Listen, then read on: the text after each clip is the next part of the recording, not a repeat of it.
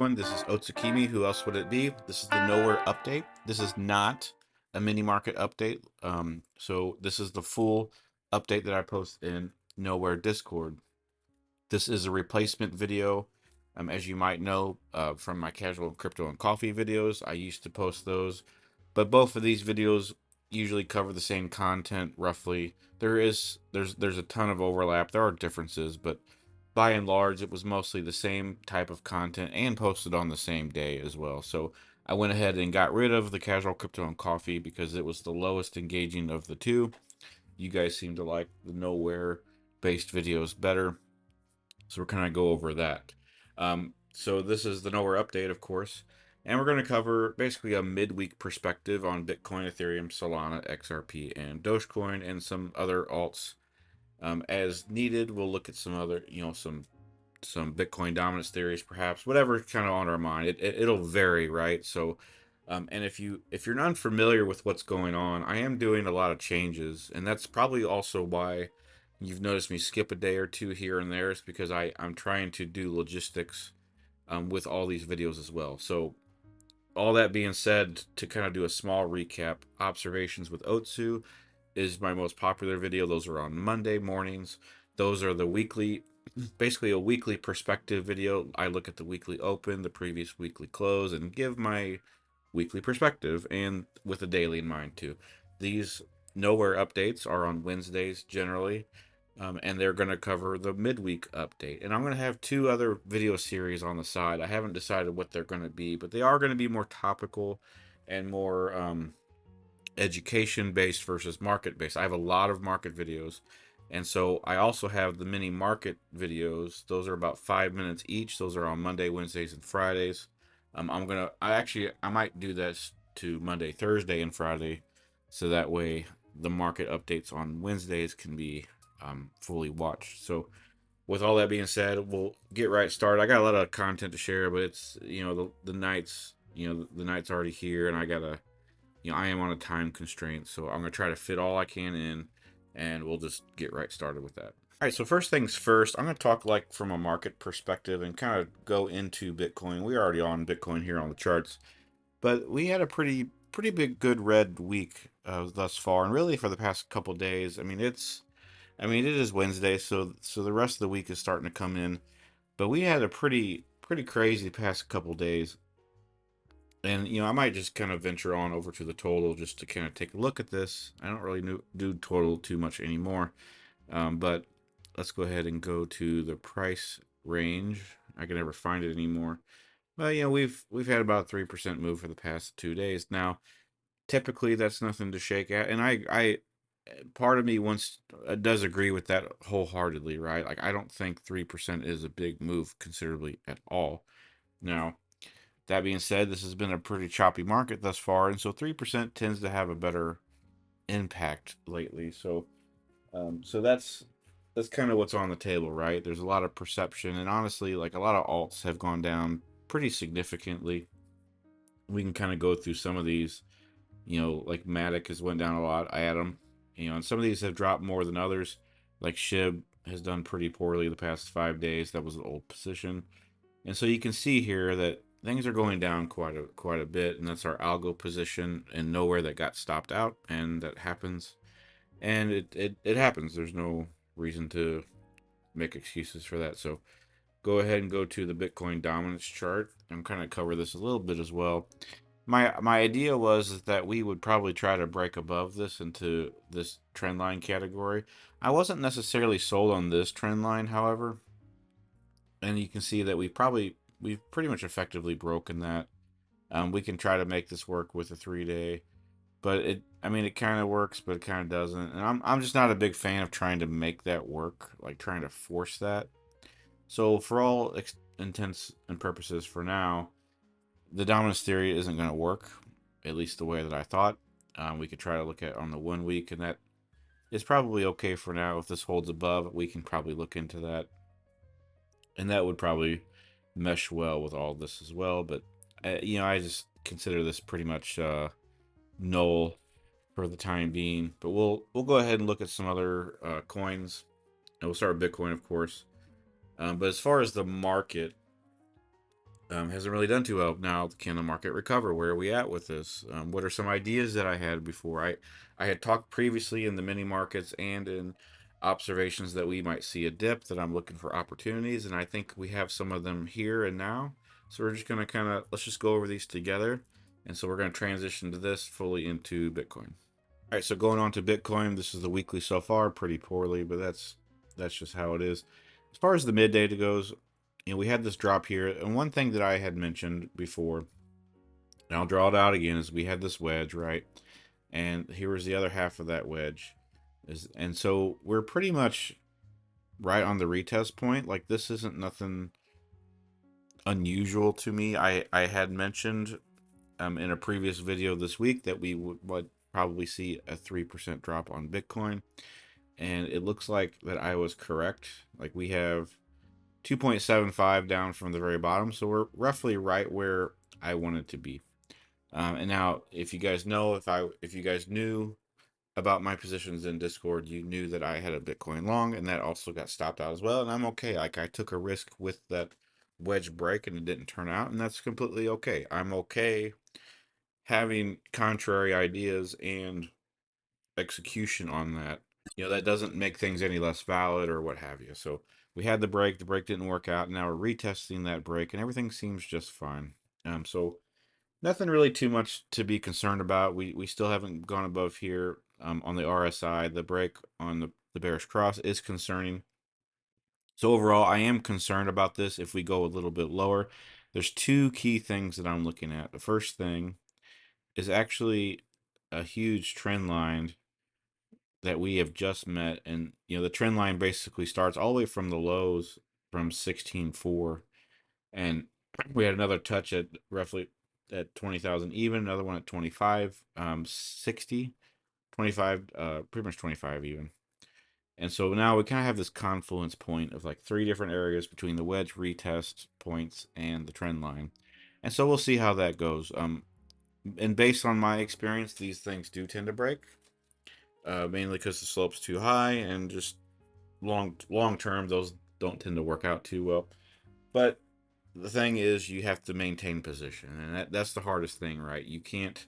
I discussed this earlier in Discord, and one thing that I was honestly very frustrated about is people are too preemptive on their positions. Like, they want to short something or long something where they just feel that it's going to be long or short. That there's no proof, right? Like, there will be proof if they just wait for XYZ, but they don't wait. They anticipate XYZ to happen, and so they preemptively do the long or short, and then the chances are they get chopped out, right? So it is what it is. Like, I don't consider this week terribly bad, honestly. Like, I lost a few dollars. I think my portfolio in Discord lost like 1.5%. Very, very little, considerably. And so much less than a lot of other people because they don't do risk management. So that's kind of what we got going on. So far, we got a good wick, but this is still early. We're only a few hours into this. Another thing is the retest point from the previous block, and that was at 17,800, 17,757 for those that may not be able to see the chart visually, and we're almost there. I think that we could continue to go there. I think we could go as low as that, which is another 3% drop from here. I think we can go as low as 27.7 and actually fake out and go to the upside. Now, when the problem is that when we go below this line, or if we go below this line, I can't assume that. So that's the thing. I can't assume a fake out, even though I think a fake out might happen. And so that's the difference between talking about a chart and executing a chart. That's one reason why I executed on the long, even though I could have perceived that short was there, because the short wasn't there. The short opportunity was not there right at that particular point. It probably was on a lower time frame, perhaps, but in a certain context, I'm looking at things differently. I'm looking at the wedge break. I'm looking at the impulse to the upside. Everything was in favor at the time I took that trade, and I would take it again. There's no difference in that. So you have to make that distinction, right? And that's the trouble that a lot of people have, is that they want to flip-flop too much, or they want to hold to their positions too much, and you just kind of got to go with what you're given, honestly. So that being said, this is what I'm looking at, right? I'm looking at maybe If this breaks, I'm not shorting this. I don't think it's really worth shorting, because it's on the resistance trend line. I would wait for it to break, and honestly, I would probably wait for it to break the 27.7 range as well, because that's a mid influence point, from the previous block. So I would wait for it to break 27.7. Other than that, I'm still just waiting on it. There's nothing much to take advantage with this at the same, like, and that's the thing too. It's worth staying sidelined if you're not absolutely sure that there's a good trade for you. So wait for good opportunities. So anyway, I don't want to spend too much time on it, but there's a little added context because of the drop. We do have the bearish A rune cross. Now, that what that means is that the bears have two candles, two closing candles. So this coming closing candle and the next one. So that would be Thursday night. That would be Thursday daily close, um, for it to confirm a downtrend. Otherwise, it'll be a bullish consolidation. So, which we could get the bounce. So either way, looking at 27.7, there's no real reclaim point. There's no real advantage for a long. This is one situation where I think bears probably do have a big advantage here. So we'll see how it goes. I'm sideways, sideline for now on Bitcoin. I'm still holding my long term spot, just waiting for that 27.7 reaction, and that's nothing new. I've talked about that for 2 weeks now. So, all right, so that's Bitcoin. Let's go on to some others. All right, going to Ethereum, and if you notice something, there's something that actually has happened, and one thing is that we actually met this point of reference that I was looking at long time ago. But I say long time ago, 2 3 weeks ago. I said I was looking for one of these two to touch, and it finally did. We finally got to the low side, and so that's good. The wait is over. Now we talk about how we can react to this, and so right, unfortunately, we closed right at the edge. Now we do have a current downward move so far. It is the beginning of the day, so I don't want to be too preemptive on this just yet. So the thing was that I could do a long here and hopefully do something like, you know, long this, target the $2,000 range and put the stop loss wherever. But honestly, um it's too weak right now to really conclude that. Like, there's nothing really that says that we're going to bounce here. There's no indication. I mean, even on the 30 minute, there's no divergence, there's no loss of strength. These are good strong impulses to the downside, which are saying that things are bearish, right? So nothing really worth considering on that. And I don't really know if I want to short it just yet, because we could bounce still. So I'd want to wait to the daily close to get a full day into that, right? So it remains to be seen. And so for right now, I'm okay being stuck on the sidelines and waiting for a drop down to about 1663. That's kind of what I'm looking at for a long. And so I could probably short this, and here's what that would look like. But even if I do if I do a comfortable stop down to that 1663 or 5, now we're at a 1.58 R. Not really worth it for me.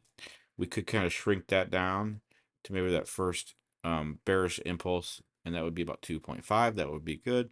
And the stop loss is a little tight for my consideration, especially since the uncertainty of the market. I would much rather stay on the sideline and be comfortable gaining Bitcoin value. Like, and that's the thing. Like, you need to fight and pick your battles, right? Sometimes it's good not to even play a position that you might make some money, knowing that it's just going to be less stressful if you don't do it. So that's the thing. You got to be concerned more about just making money per se. Like, yes, you do in the long term, that's what you're here for, right? But some trades are better off not taking because it's just less stressful to do it, or there's too much uncertainty, or what have you. So for now, I like this. This is what I wanted. So I'm going to wait into the next daily close, which is, we got 21 hours left to go on that. We almost got a full day, because I want to see how far this can go. If this will bounce, then I'm going to cancel my short and probably long. If it goes up above, even up to like the 1837 range, I would consider a long on that. Otherwise, I would probably short. And I want to keep this in mind too. Like, just because I say I'm long or short doesn't mean I'm going to actually do it. Like, I get a lot of questions like, well, Otsu, why didn't you long this? Why didn't you short this? Like, the thing is, like, I give you guys so much data to work with, right? I give you like tons of charts, tons of market updates, things like that. Like I can't literally I literally can't make all those trades myself. And so I want you guys to keep that in mind. Just because I say something doesn't mean that I'm going to actually do it, but that doesn't mean that I wouldn't have done it necessarily. It's just maybe I had other trades on my plate, maybe I had something else to consider or what have you, right? So I want you guys to keep that in mind. Like don't think that I just changed my mind or something like that, and and going along those lines. So anyway, that's the perception I got here. I'm gonna wait for this next daily close and see how that goes. Plenty of reasons to be short because we got the failure of the RSI. The Aaron bullish trend is still bearish. It's continued to be bearish, so that's good. So yeah, I can put that short position up here really quick if that's what you have on your mind. I the thing is too, like the placement of it is also kind of weird. Let's go ahead and go to the 4 hour. And here's the thing, I don't know if I would short the 4 hour on a 22 RSI. It doesn't really, and see there's other things that play with that, right? So I don't want you guys to be discouraged by that. So if I had to do this, I'd probably put my stop loss somewhere about 3.5, 4%. I mean, if you wanted to be, I mean, this would be my placement, maybe like 3.5, 4% stop loss. Oh, and then full target down to 1650. And even then you're pushing like 2.2 R. That's your max. And so that's the thing, like that's your max opportunity. And you guys probably have been in enough positions to know like sometimes you don't always get the max, sometimes you get half, sometimes you get stopped out. Like, is it really worth taking the chance? See what I'm saying? Like I like to look for at least 2.5 or higher, preferably 5R or higher. I tend to go big or just don't go at all. So anyway, um that's my understanding for Ethereum. So I'm just kind of holding it out for one more day and we'll play the reaction. So, all right. So Solana is up next. We had some problems with this. We had that deviation a few weeks back. We had that consolidation impulse above, and now we had the impulse down again. So this is one of those coins. I mean, we did broke below the mid. We're coming back up. The long position is still technically valid, but I'll probably just close it because this is just a big mess of a coin. And this looks okay, like this test of resistance, like a double bottom, so to speak. And so this still could play out to the upside, but I think I will just wait for the full big reclaim at 1650 or even up really high at 17 or 2750. So I think that's pretty much it. I think I'm gonna kind of back off from Solana as far as like the small details of that. And that's also one reason I say like some trades aren't necessarily worth it. Like you can dive deep and get into that and you're going to lose yourself in the forest. And so it's best just to, especially if you've, I mean, we've played Solana 3 times in the past 2 weeks and we lost the last two. Like fortunately we made it big on the first trade, but the second two were losses. We're still up on it overall. But the thing is, you don't want to get too far deep into that. So, um, but I still like this. I like this, kind of intraday, like so to speak, double bottom. I don't like how the RSI is how that's situated. I don't like the bearish consolidation. So I'm just going to kind of leave this be. Wait for the big reclaim. Kind of make this the new Ethereum. Wait for the big one of the big two trend lines to break. So other than that, not really much to say on Solana. The 4 hours kind of a little pathetic. Like this isn't really playable, so to speak. For at least for me, you can play the range, but that becomes more of a gamble now that we're kind of like a full month into this range. So, and that's the thing. It goes back to just the understanding of risk management, like that previous video from Monday.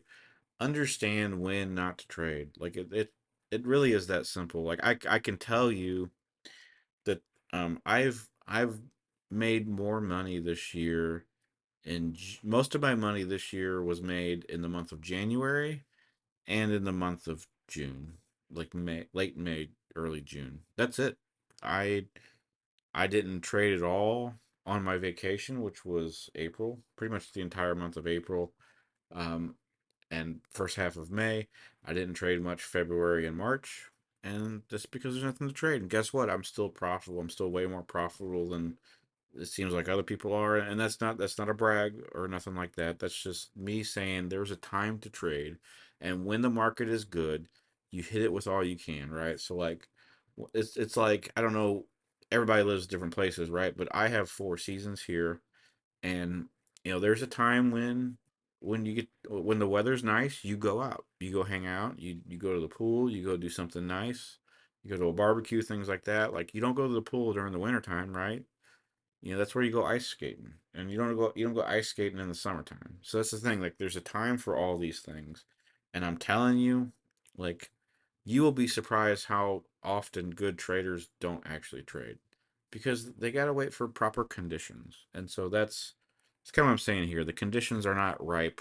In fact, the conditions are kind of rotten. So I would just hold your ammo for better opportunities. All right, XRP on the daily. This is one that we looked at. We were looking for 55 cents. We discussed this daily upswing. We had the wick, it went down below. I said we go down to 55 cents. We actually touched 57 cents, so we didn't quite get there yet. We could bounce from here. And so that's one thing that to keep in mind. Like, we don't have to visit 55 cents. This marker out here is because of the top of this from the breaker. So we have entered bullish breaking retest territory. And now that's a big complicated um, phrase, but sorry for all the flash moves on the chart. But really the whole thing is, man, why did they change everything? I'm still looking for stuff, right? So this right here, the larger beige box is the breaker area from the bullish breakers. Now, if you don't know what a bullish breaker is, and so when you had this high up here at 56 cents even, and we had this big like blowout of a candle, it went from 47 cents to 81 cents. So it pretty much doubled, right?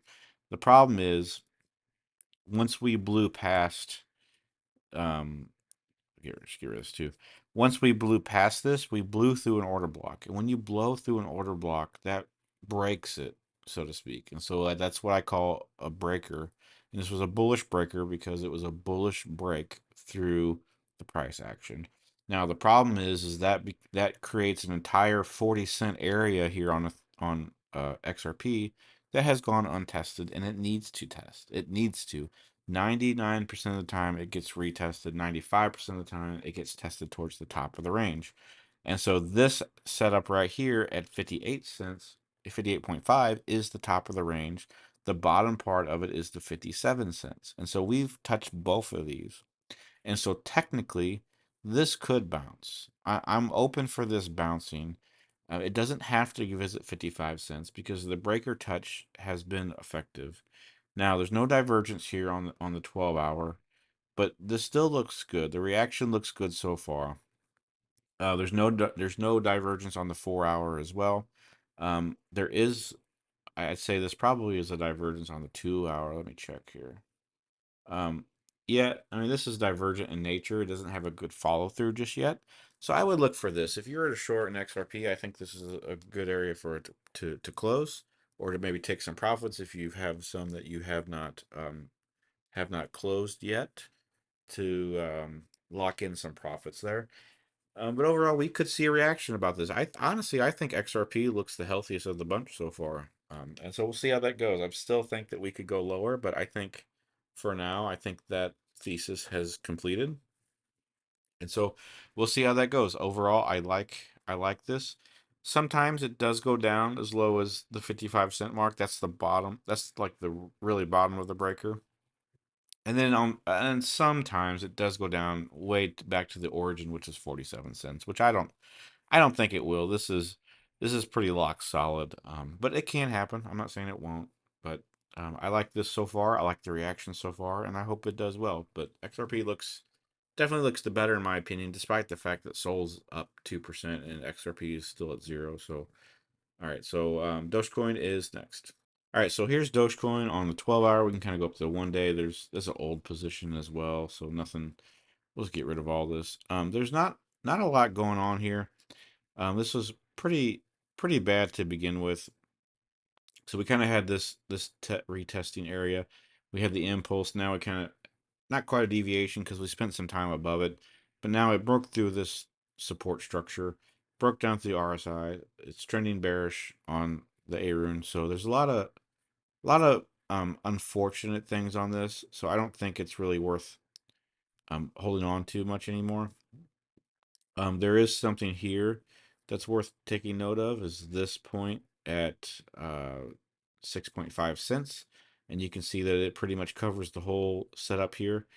Um, had the lows back in March, kind of deviated below and went back above, and now we're kind of retesting that area. That's where I would look at for a reaction. Honestly, I'm not really interested in this position until it breaks back above the 7.1 cent range, and even probably a trend line break shown. I can't really give you the price points for that, but other than that, like I mean, Dogecoin probably looks the worst of all these. So I mean, it's just what it is. Like Dogecoin is one of those things that it's really better to play on high time frame anyway, and there's a lot of reason to stay away from it for now. I mean, this is looking pretty weak for the most part. So, I mean, honestly, the markets isn't really too bad still, but I can understand why. I can understand why people think the market is bad. Because it's just the conditions are not the best. There's a lot of uncertainty. Um, I think FUD is starting to creep in again, and so we have more room to go down versus, um, maybe like 3 or 4 months ago. So I can understand it. I don't agree with it, but I understand it. So, but there's a lot of other things at play. We did break the 50 on the 3 day as well. So it's it's just one of those things. I think the best thing is to keep prepared for it. Another thing is on the 50, we still above, or on the 1 week, sorry. Ran out of batteries here. We're above the 50 on the 1 week, so that's another consideration, that we might stay above it. We've stayed above it ever since the break in January, so that's something to keep in mind. Like there's still some hopium, and then there's reasonable hopium as well. So anyway, that's the Nowhere update. I hope you enjoyed it. Look forward to my chart request video, and I'll see you next time.